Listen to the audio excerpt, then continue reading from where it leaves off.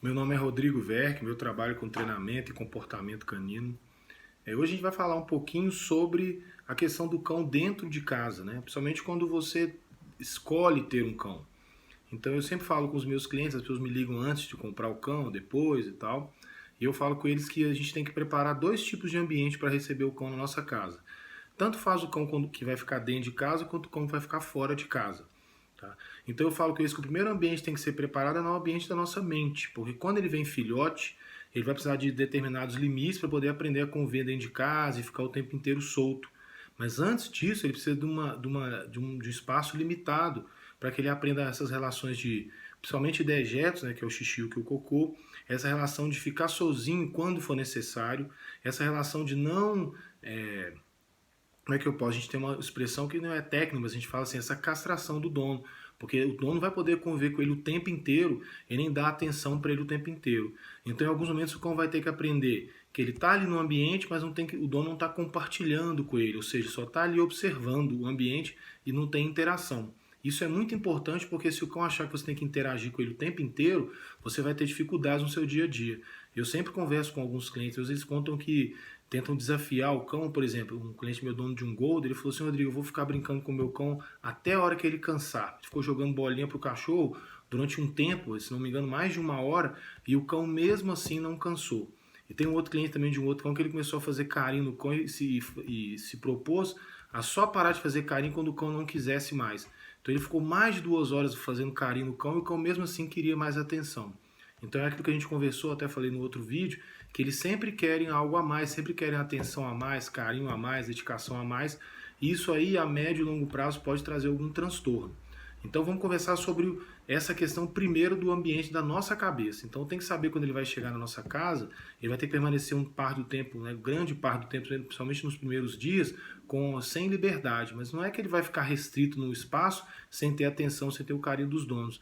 Ele só vai poder transitar pela casa.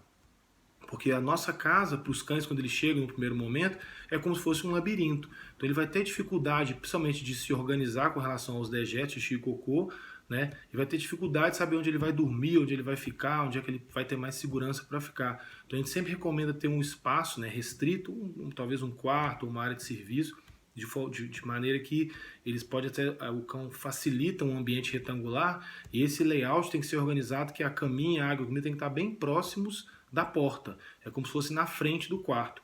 E o fundo, né, pode estar tudo recoberto com fraldinha. Hoje em dia tem o tapetinho higiênico que é usado. Ou pode ser jornal, também vai depender da disponibilidade do dono. Então, esse primeiro momento, eu não vou falar tempo, não vou falar dias, nada, porque isso aí são prazos que o cão, ele vai...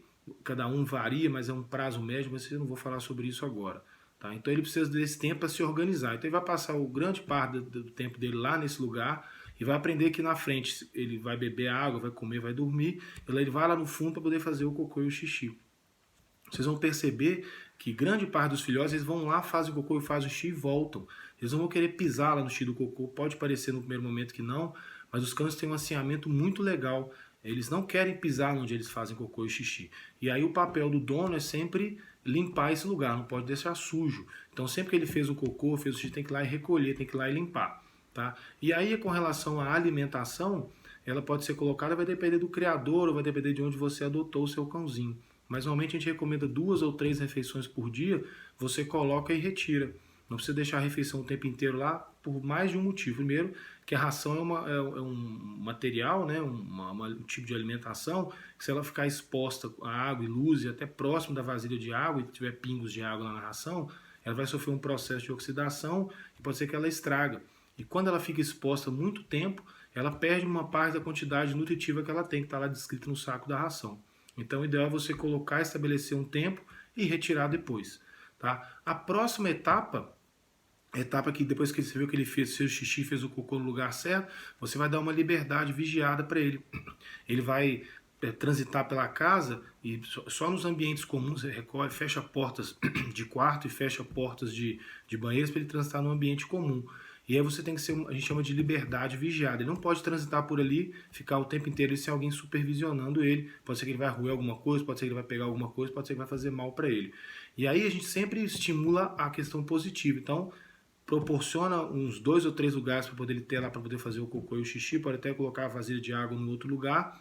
E aí se você vê que ele acertou o lugar, você estimula ele com petisco, elogia. E se você vê que ele fez alguma coisa que a gente classifica como errado, já falei no outro vídeo, então a gente vai voltar com ele e vai recolher lá para o espaço dele de novo, para ele poder entender que ele perdeu a liberdade. Porque tudo que ele vai querer nessa fase que ele está agora é ficar próximo dos donos. Então se ele comete alguma coisa que a gente classifica como errado, você vai pegar e vai limitar o espaço para ele poder perceber que perdeu. Então, na verdade, o jogo que a gente faz nessa parte agora de educação é sempre marcar o estímulo positivo e não o estímulo negativo. No próximo vídeo eu vou falar com vocês por que a gente prefere marcar o estímulo positivo nesse caso e não marcar o negativo. Porque senão ele não vai entender, né? O que acontece com os donos, eu conto para eles, é que às vezes o cão está lá, já está naquele processo um pouco mais adiantado, no qual ele já está permanecendo solto pelo ambiente inteiro, mas de vez em quando erra uma vez ou outra. E aí ele tá lá, os donos estão atarefados com o trabalho, com as crianças, com o almoço, essas coisas, e o cão tá lá observando as pessoas. Ele vai e começa a fazer alguma coisa que a gente classifica como errado. E a gente vai lá e vai dar atenção para ele de uma forma que, obrigando, ou falando que não pode, essas coisas, não importa o que vai fazer. A gente dá atenção nesse momento. E a partir daí ele começa a gravar na cabeça dele que se ele fizer esse tipo de comportamento que a gente classifica como errado, ele vai ganhar um tipo de atenção. É o que eu falo com os donos, que é marcar o estímulo positivo, negativo, desculpa. É marcar a coisa errada. Então, quando você marca a coisa errada, ele vai repetir a coisa errada achando que está ganhando atenção. Então, a gente tem que evitar isso no primeiro momento. Eu vou falar isso mais nos próximos vídeos, tá bom? Pensem nisso.